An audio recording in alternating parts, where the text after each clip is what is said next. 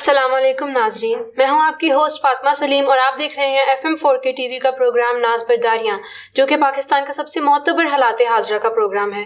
ناظرین، اس پروگرام میں ہمیشہ کی طرح میرے سوالات کے جوابات دینے کے لیے میرے ساتھ اسٹوڈیو میں موجود ہیں ملک کے مایہ ناز دانشور، تجزیہ کار اور کالم نگار ادریس ناز صاحب۔ تو چلیے ان سے گفتگو کرتے ہیں۔ السلام علیکم سر۔ وعلیکم السلام۔ سر، پہلے تو پٹرول کی قیمتوں کے اوپر بات کرتے ہیں۔ سوشل میڈیا پر ایک افواہ تھی کہ 50% قیمتیں بڑھ گئی ہیں، اور اسی افواہ کے چلتے ہوئے پھر جو ایک سپلائی ہے وہ آرٹیفیشلی طور پہ بند کر دی گئی، کمی ہو گئی اس کی پورے ملک میں۔ پھر اسحاق ڈار صاحب نے کہا کہ یہ صرف 11% بڑھائی گئی ہیں۔ تو اب آپ کیا دیکھتے ہیں کہ کیا اس کی سپلائی بڑھ جائے گی؟ فاطمہ، پہلی بات تو یہ ہے کہ پاکستان پہ اللہ کا فضل ہے کہ یہ چل رہا ہے، یہ خدا کا فضل ہے۔ ایما ڈنکن نے جب کتاب لکھی تھی بریکنگ دا کرفیو، اس کو پڑھنے کے بعد جو اس پہ تجزیہ تھا میرا، یہ 2003 کی بات ہے، تو میں نے اس وقت کہا تھا کہ اللہ کا فضل ہے کہ یہ ملک چل رہا ہے۔ اس ملک میں ایک پین سے لے کر پرائم منسٹر تک سارے کے سارے کرپٹ ہیں۔ عوام جو ہیں وہ بھی کرپشن میں لتڑے ہوئے، رشوت دیتے ہیں، رشوت لیتے ہیں، اور اس کے بغیر کام نہیں، یہ سمجھتے ہیں اس کے بغیر ملک نہیں چل سکتا۔ اچھا، اسحاق ڈار صاحب نے پہلے حکومت نے خود، یہ میں الزام نہیں لگا رہا، یہ ریئلٹی ہے، پہلے حکومت نے خود یہ افواہیں پھیلائیں کہ پیٹرول کی قیمت جو ہے وہ 50 روپے لیٹر تک بڑھائی جا رہی ہے۔ افواہیں پھیلائیں کیونکہ انہوں نے 35 روپے بڑھانی تھی، تو پھر اس کی تردید کی نہیں ایسا کچھ بھی نہیں ہے۔ اچھا، سپلائی جو ہوتی ہے وہ حکومت تو شارٹیج کی وجہ سے، اچھا پیٹرول مالکان کو یہ ہوتا ہے کہ اب پیٹرول کی قیمتیں بڑھنی ہیں، انہوں نے کم ریٹ پہ پیٹرول لیا ہوتا ہے، تو ظاہر ہے اب لیٹر کے پیچھے 35 روپے بڑھے ہیں، انہوں نے پیٹرول روک لیا تھا، لوگوں کو نہیں دے رہے تھے، لوگوں کو ذلیل کر رہے تھے اپنے پروفٹ کے لیے۔ اربوں نہیں کھربوں روپیہ عوام کی جیب سے نکلا ہے آج، صرف حکومت کے اتنے سے فیصلے۔ یہ اچھا، پیٹرول مافیا ہے کون؟ یہ وہی لوگ ہیں نا جو MNA MPs ہیں، جو الیکشن لڑتے ہیں، انہی کے پیٹرول پمپ ہیں نا، باقی کن کے ہیں؟ ان لوگوں نے، ہمارے بہت بڑے بڑے صحافی ہیں جن کے ساتھ ساتھ 8 پیٹرول پمپ ہیں اب، تو یہ ایک مافیا ہے جو عوام کے جونک بن کے عوام کا خون چوس رہا ہے۔ تو بڑے ظلم کی بات ہے فاطمہ، اس ملک میں جو کچھ عوام کے ساتھ ہو رہا ہے سب کو سمجھ آ رہی ہے کیا ہو رہا ہے، صرف عوام کو سمجھ نہیں آ رہی۔ یعنی گورنمنٹ کی ایک ٹرک تھی پیسے نکلوانے کے لیے، اس کی ٹرک ہے۔ میں نے عرض کیا تھا آپ کو پہلے بھی، یہ میں نے بات بتائی تھی کہ ہر روز اربوں روپے کی جو لوٹ مار ہوتی ہے نا پیسوں کے ہیر پھیر میں، وہ ایک الگ سے ٹاپک ہے، اس پہ ہم اسپیشلی کبھی پروگرام کر لیں گے۔ پیٹرول کے معاملے میں حکومت نے جو کیا، اب دیکھیے IMF کی شرائط تھی، اس روز آپ ہی نے پروگرام کیا تھا کہ IMF نے 7 کڑی شرائط رکھی ہیں، ان میں سے اچھا میں نے اس روز بھی بتایا تھا کہ وہ کہتے ہیں آپ پیسے واپس کہاں سے دیں گے، آپ ہم سے قرضہ لے رہے ہیں، لون لے رہے ہیں، تو ہمیں واپس کہاں سے دیں گے؟ تو ہم پھر بتاتے ہیں کہ ہم بجلی بڑھائیں گے، وہاں خون عوام کا نچوڑیں گے، ہم پیٹرول کے پیسے بڑھائیں گے، وہاں سے عوام کا خون نچوڑیں گے، ہم گیس میں سے عوام کا خون نچوڑیں گے، ہم جنرل سیلز ٹیکس جو ہے اس میں سے عوام کا خون نچوڑیں گے اور وہاں سے آپ کو پیسے دیں گے۔ اب یہ جو مہنگائی کا طوفان آ رہا ہے، یہ IMF کے ابھی وفد نے آنا ہے 31 جنوری سے، اور 9 فروری تک وہ ادھر رہے گا۔ ابھی انہوں نے آنا ہے اور انہوں نے شرائط رکھی تھی کہ ہمارے آنے سے پہلے آپ نے اس پہ امپلیمنٹ کرنا ہے، پھر ہم آئیں گے، پھر میٹنگز ہوں گی تاکہ وہ، اچھا وہ میں نے کل بھی بتایا تھا، تاکہ سچویشن ان کے آنے تک بیلنس ہو جائے۔ بیلنس کیا ہو جائے؟ جو انہوں نے شرائط رکھی ہیں وہ پوری کی پوری فلفل ہو۔ اچھا سنیے، وہ لوگ جو ہے نا پاکستان کے لوگوں کی طرح تو نہیں ہے کہ 50 لوگوں کو لے کے آپ دورے پہ چلے گئے، جی ہم معاہدہ کرنے جا رہے ہیں اور سیر سپاٹے کیے، سرکاری خزانے پہ بوجھ ڈالا، واپس آ گئے۔ IMF کے پیسے وہ ایک ایک پینی کا حساب رکھتے ہیں، انہوں نے دورہ ایسے نہیں کرنا ہوتا کہ پیسے برباد کیے، آپ کے ملک میں آئے عیاشی کی اور چلے گئے، نو، وہ ایک پیسہ خرچ کرتے ہیں تو اس سے انہوں نے ہزاروں پیسے، لاکھوں پیسے کمانے ہوتے ہیں ایک پیسے سے، تو وہ ایم ہی نہیں آ رہے ہیں۔ انہوں نے ایک تو سارا خرچہ آپ کا ہے، سارے کا سارا خرچہ آپ کا ہے، ٹکٹوں کے پیسے آپ نے دینے ہیں، پھر ان کی عیاشیوں کے پیسے آپ نے دینے ہیں، پاکستانی عوام کی جیبوں سے دینے، تو وہ لوگ فضول نہیں کرتے، ایک پینی فضول نہیں کرتے اور ایک لمحہ فضول نہیں کرتے۔ یہ صرف ہمارے پاکستانیوں کو یہ اللہ نے شرف دیا ہے، شرف بخشا ہے کہ یہ جا کے ملک اور قوم کا پیسہ برباد کرتے ہیں، قیمتی وقت برباد کرتے ہیں اور آ کے کہہ دیتے ہیں کہ انشاءاللہ تعالیٰ اگلے سال معاہدے ہمارے جو ہیں وہ ڈن ہو جائیں گے۔ پاکستانی عوام کے ساتھ جو آج ہوا ہے 35 روپے، پہلی بات تو پاکستان کی تاریخ میں انہوں نے 2 دن میں دیکھے نا ڈالر کو کتنا بڑھا دیا ہے، 2 دن میں ڈالر جو ہے اس کا ریٹ ذرا ملاحظہ فرمائے کہ ڈالر کا ریٹ کہاں گیا ہے، آپ نے تقریباً 30 روپے تو بڑھا دیے ہیں یک لخت۔ اچھا، اب پیٹرول جو ہے وہ آپ نے 35 روپے یک لخت بڑھایا ہے لیٹر کا۔ ابھی IMF کے وفد نے آنے اور اگلے 15 دن کے بعد آپ دیکھیے گا ابھی یکم نہیں آئی. جو رول بنا تھا اوگرا کا وہ یہ تھا کہ ہر 15 دن کے بعد قیمتیں بڑھائی جائیں گی, لیکن ابھی یکم آگے ہے, آج 29 تاریخ ہے اور آج 11 بجے دن 11 بجے سے آگے رات 12 بجے سے امپلیمنٹ ہوتا تھا. جو قیمتیں بڑھائی جاتی تھی رات 12 بجے کے بعد امپلیمنٹ ہوتا تھا. یہ دن دہاڑے پاکستانی قوم کی جیبوں پر ڈاکہ ڈالا گیا اور اربوں خربوں روپے کا ڈاکہ ڈالا گیا.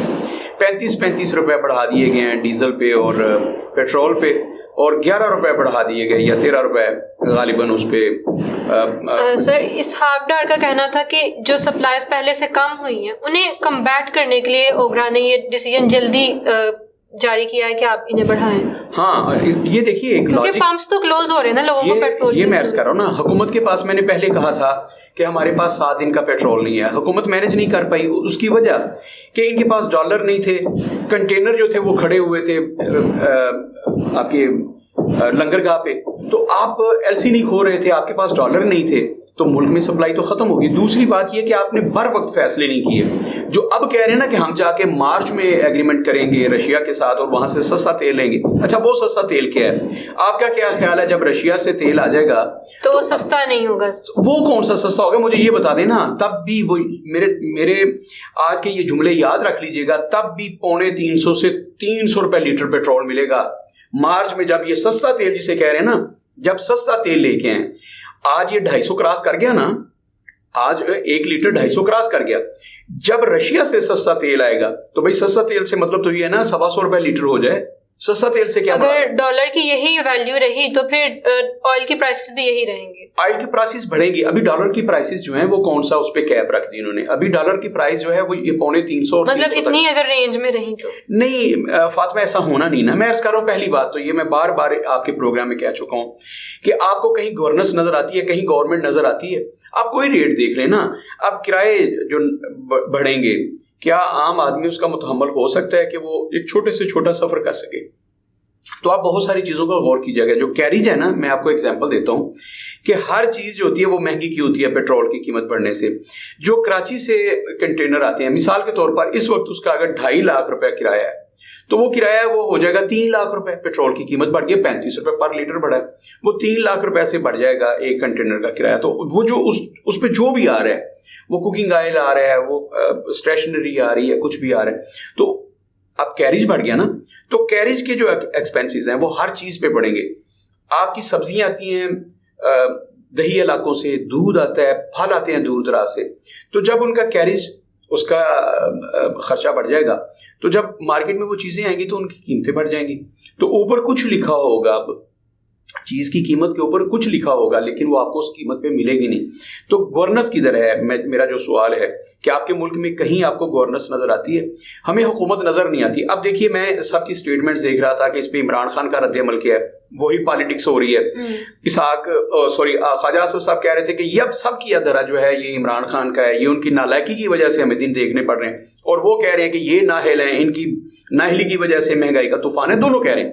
اب مزے کی بات یہ, ان سب نے مل کے آئی ایم ایف کے ساتھ معاہدے کیے ہیں. آئی ایم ایف کو کوئی برا بلا نہیں کہے گا, کیوں کہ جس کو یہ برا بلا کہیں گے اس کی چھٹی ہو جائے گی سیاست سے. پیسے وہ دیتے ہیں, آپ کے الیکشنز کے پیسے وہ دیتے ہیں, سبھی کو پتہ ہے, صرف مجھے پتہ ہے. ان کا تو بزنس ہی فائنینشیل, ان کا فائنینشیل بزنس ہے. اچھا اب یہ انہیں پتہ ہے کہ ان سب نے مل کے یہ کیے. کیا عمران خان نے آئی ایم ایف سے معاہدے نہیں کیے کڑی شرائط پہ؟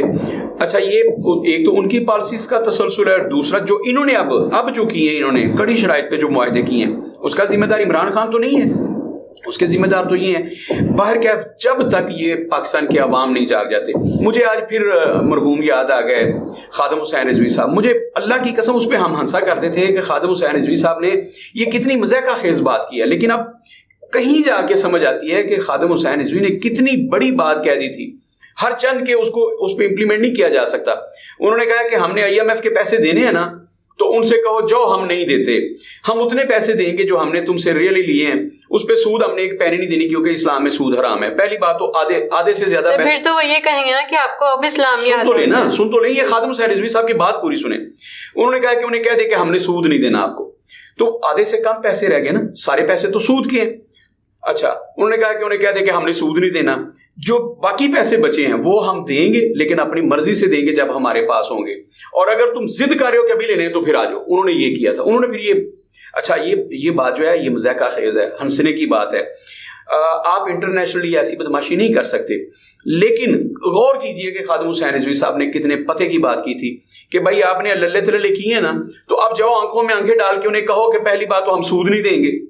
یہ کیسے کہہ سکتے ہیں؟ انہوں نے اس میں سے کمیشنز لی ہیں, ان میں سے سرے محل بنے ہیں, ان میں سے جاتی عمرہ کے محل بنے ہیں, ان میں سے بلاول ہاؤس بنے ہیں, ان میں سے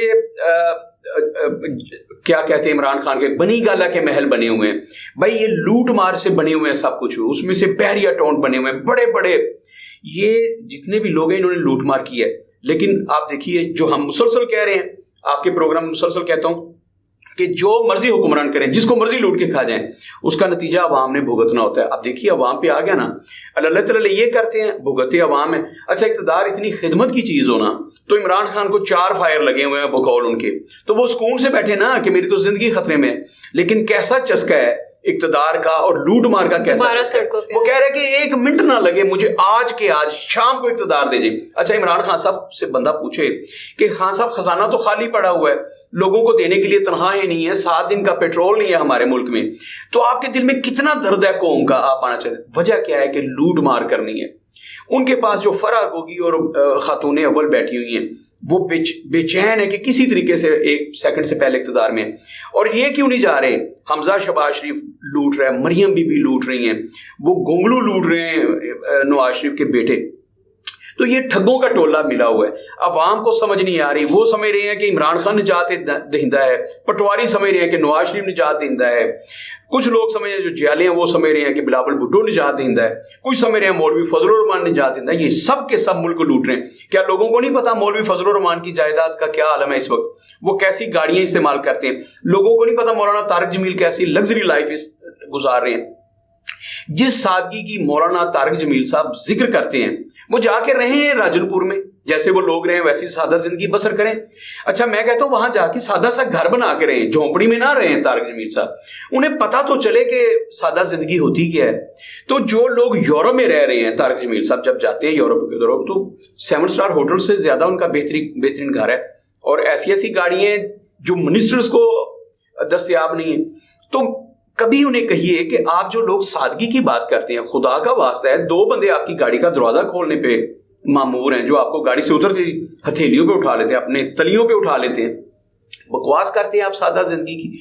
تو یہ سب لوگ وہ علماء ہوں, اور جو بیچارے علماء ہیں حقیقی معنوں میں وہ تو رل گئے ہیں اس ملک میں, وہ تو اپنی جانوں کے نذرانے پیش کر رہے ہیں نا, ان کی تو جانیں خطرے میں ہیں.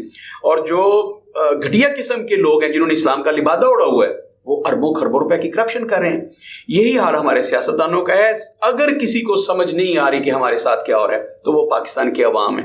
اب پاکستانی عوام کب جاگیں گے مجھے اس بات کا نہیں پتا, لیکن جب جاگیں گے وقت بہت گزر چکا ہوگا. ہمیں ایک مرتبہ پھر سوچنا ہوگا, اور مجھے لگ رہا ہے کہ ہم انقلاب فرانس کے بہت قریب پہنچ رہے ہیں. اگلے 8-10 سال میں انقلاب فرانس آ جائے گا. نپولین بوناپارٹ جو تھا, دیکھیے انقلاب فرانس جو ہے اس کا بیسکلی اس کا بانی جو ہے وہ تو والنٹیئر ہے. اس سے 50 سال بعد ہوتا ہے نپولین بوناپارٹ. نپولین بوناپارٹ ان کا جرنیل تھا, جیسے ہمارے آج کل جنرل آصم منیر صاحب ہیں, حافظ آصم منیر صاحب, ایسے ہی نپولین بوناپارٹ ان کے جرنیل تھے. تو محل میں اللے تللے ہوتے تھے, اور پتہ ہے بالکل یہی صورتحال بن گئی, لوگوں کو آٹا نہیں مل رہا. وہ مشہور زمانہ جملہ جو تھا ملکہ مارین تونس سے کسی نے کہا کہ لیکن سر آپ کو لگتا ہے کہ پاکستانی عوام میں بات کمپلیٹ نہیں ہونی دی آپ نے. تو ملکہ مارین تونس سے جب انہوں نے کہا کہ میڈم کھانے کے لیے روٹی نہیں ہے, تو انہوں نے کہا تھا کہ اگر روٹی نہیں ہے تو کیک کھا لیا کریں. مطلب ان کے نزدیک کیک روٹی سے سستا تھا. پھر نپولین بوناپارٹ نے سوچا وہ تو نکلا ہوا تھا سرحد پہ رقبے کے اضافے کے لیے, جغرافیہ بدلنے کے لیے. تو جب اس نے اپنے ملک کے حالات اس نے دیکھے کہ میرے ملک میں تو یہ ہو رہا ہے, تو اس نے سوچا کہ میں ان کے ریونیو کے لیے جنگیں لڑتا ہوں, ان کا ریونیو بڑھانے کے لیے, ان کا حدود اربا بڑھانے کے لیے, تو میں فرانس کے عوام کے ساتھ کب کھڑا ہوں گا. تو والنٹیئر نے جو کہا تھا اس کے ذہن میں وہ باتیں, پھر وہ واپس آیا. اور پھر کیا ہوا, اس نے جب آکوپائی کر لیا ہے پورے ملک پہ, تو اس نے اعلان کیا تھا کہ ہر وہ بندہ جس کے مطلب وائٹ کالر جس نے اچھا سوٹ پہنا اسے بے شک قتل کر دیں.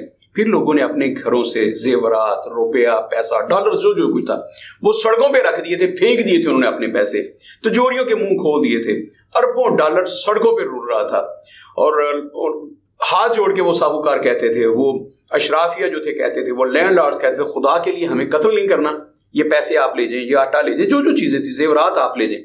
تو مجھے لگ رہا ہے کہ اب پاکستانی سڑکوں پہ خون نہیں بہنا, پاکستانی سڑکوں پہ ڈالرز اور پیسے بہیں گے جب کوئی ایک یہاں پہ نیپولین بوناپارٹ اٹھے گا اور وہ کہے گا کہ جو بھی آپ کو نظر آتا ہے سارے کے سارے محل جلا دیں, جس کے پاس روپیہ اس کے پیٹ میں چھرا بھونک دیں, اسے زندہ رہنے کا کوئی حق حاصل نہیں ہے جس نے آپ کو لوٹا ہے.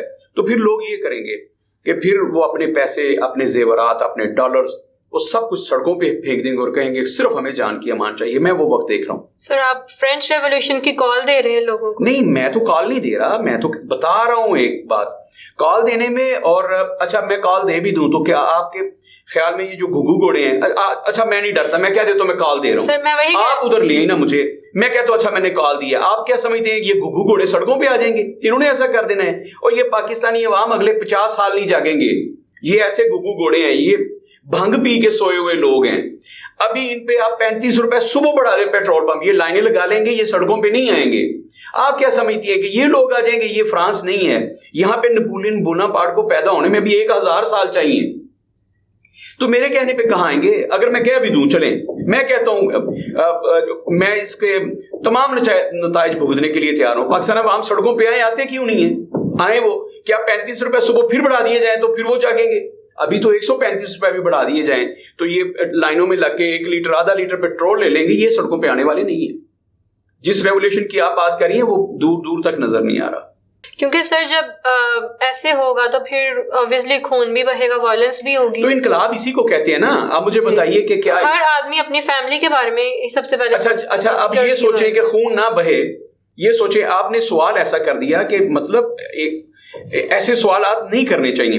آپ نے سوال کیا تو کیا خون, اگر عوام پس رہے ہوں, آپ کے گھروں میں ایک پینی نہ ہو, آپ ایک ڈسپلن کی گولی نہ لے سکتے ہوں, آپ کے بچے جو ہیں وہ فٹ پاتھوں پہ پیدا ہو رہے ہوں, ہاسپٹلز میں آپ کے لیے جگہ نہیں ہے, اور مریم بی بی کی چھوٹی سی سرجری جو ہے وہ 6 ماہ میں ہوتی ہے اور وہ جا کے یورپ میں کرواتی ہیں, وہ جا کے لنڈن سے کرواتی ہیں, اور مجھے یہاں میرے بچوں کو یہاں لائن میں لگنا پڑے. ایک بیڈ پہ جا کے آپ سول ہاسپٹل دیکھیں, ایک بیڈ پہ 3 مریض پڑے ہوئے ہیں. تو آپ کیا سمجھتی ہیں کہ ابھی خون کی ندیاں نہیں بہنی چاہیے؟ کیا کس وقت کا انتظار کرنا ہے ہم نے؟ اس وقت کا مجھے آپ بتا دیں کہ ہم ابھی 100 سال سوئے رہیں, ابھی یہ بات نہ کی جائے. اگر آپ کو اپنا خون اتنا پیارا ہے یا لوگوں کا خون اتنا پیارا ہے تو پھر ابھی آپ, میں نے کہا آپ انتظار کیجیے. یہی ایک سوچ ہے جو ان کو گھوڑوں کو اٹھنے نہیں دیتی کہ خون نہ کہیں کسی طریقے سے بہہ جائے. تو میں سمجھتا ہوں کہ میں تو اس کے لیے تیار ہوں. اگر اس کی سزا ملتی ہے اس بات کی تو کسی ایک کو تو یہ سزا بھگتنی ہے. میں پاکستان کا لیلن بننے کے لیے تیار ہوں, میں بوناپارٹ بننے کے لیے تیار ہوں, میں خمینی بننے کے لیے تیار ہوں. اگر آپ نے قرہ فال میرے نام پہ نکالا ہے, اگر یہ بات ہو گئی تو میں تو نہیں ڈرتا, میں کہہ دیتا ہوں. لیکن اس کے بعد میری اگر جان چلی جاتی ہے, اس کے بعد انقلاب ضرور آنا چاہیے, یہ گھگو گھوڑے ضرور جاگنے چاہیے. مجھے کوئی اعتراض نہیں ہے اپنی جان دینے میں. سر پیٹرول کی قیمتوں کی طرف واپس آتے ہیں. پاکستان جو پہلے ہی سعودیہ اور گلف اسٹیٹ سے امپورٹ کر رہا ہے آئل, اور اب جب رشیا سے کرنے جا رہا ہے, اور اس ڈیل کے ہوتے ہوئے نہ تو امریکہ کو کوئی آبجیکشن ہے, نہ ہی ان سعودی عربیہ اور گلف اسٹیٹس کو کوئی آبجیکشن ہے. آپ اس کو کیسے دیکھتے ہیں؟ آپ کو کس نے کہا کہ انہیں آبجیکشن نہیں ہے؟ سر ابھی تک کس نے کہا کہ انہیں آبجیکشن نہیں ہے؟ پہلی بات تو جب یہ معاملات امپلیمنٹ تک پہنچیں گے تب مجھے بتائیے گا. رشیا, امریکہ کیسے برداشت کر سکتا ہے کہ آپ رشیا کی گود میں چلے جائیں؟ عمران خان کی حکومت وہ ویلا نہیں کرتا رہا کہ میری حکومت کو گرانے میں سب سے بڑا رول امریکہ کا ہے, اور اس میں ایک وجہ یہ بھی تھی کہ میں رشیا کے پاس گیا تھا. تو جب یہ معاہدے جب ان پہ امپلیمنٹ ہوئے گا نا تب اس پہ ہم بات کریں گے. ابھی تو یہ کہہ رہے ہیں نا, صرف انہوں نے 4 ڈانگ ٹپانے تھے. انہوں نے کہہ دیا جی مارچ میں جا کے معاہدے ہوں گے. اچھا جو آپ کے معاہدے ہوئے تھے ایران کے ساتھ, جو ایران نے پائپ لائن بچھا کے آپ کے گھر تک پہنچا دی, ان معاہدوں پہ آپ نے امپلیمنٹ کیوں نہیں کیا؟ اگر امریکہ کی آنکھوں میں آنکھیں ڈال کے آپ بات کرنے کے قابل ہو گئے اور آپ سمجھتے ہیں کہ اب امریکہ سے نہیں ڈرتے, تو آپ نے ایران سے سستا تیل کیوں نہیں لیا؟ اس زمانے سے وہ کہہ رہا ہے کہ میں آپ کو 15 روپے لیٹر, آج وہ 50 روپے لیٹر مل جائے گا. وہ جو 15 روپے کی بات تھی, میں نہیں کہتا وہ 15 روپے لیٹر پہ دیں گے اب آپ کو, چلے 60 روپے لیٹر پہ, بھائی وہ آپ کو 100 روپے لیٹر پہ دے دیں گے, تو وہ سستا ہی ہے. جو آپ رشیا سے لینے جا رہے ہیں وہ سستا ہے. ایران آپ کو آپ کے گھر میں گیس دینے کو تیار ہے, تو آپ سستی گیس اور سستا اگر آئل لینا ہے, اور آپ سمجھتے ہیں کہ امریکہ کو ہم نے बाय बाय कह दिया हमने अमेरिका के, अब टोडी बचे नहीं रहे, अब हम उसकी हाँ में हाँ नहीं मिलाएंगे, तो आपने क्यों नहीं लिया ईरान से? ये सारे जो बातें हैं, ये मैं भी इस मुल्क में, मेरी उम्र 50 साल हो गई तो मैं ये सारा कुछ देख रहा हूँ, 3 दहाइयों से तो मैं अपनी आंखों से देख रहा हूँ कि इस मुल्क में चल क्या रहा है। तो कोई भी मुआहदा नहीं होना, आपने अवाम ने पेट्रोल इसी कीमत पे खरीदना है, इससे भी महंगा खरीदना है और खरीदना है। बहुत शुक्रिया सर। नाजरीन, आपने हमारे सीनियर तज्ज़ियाकार की बातें सुनी। उम्मीद है मामलात को समझने में आपको मदद मिली होगी। अपनी होस्ट फातिमा सलीम को इजाज़त दीजिए, मिलते हैं अगले प्रोग्राम में। अल्लाह हाफिज़।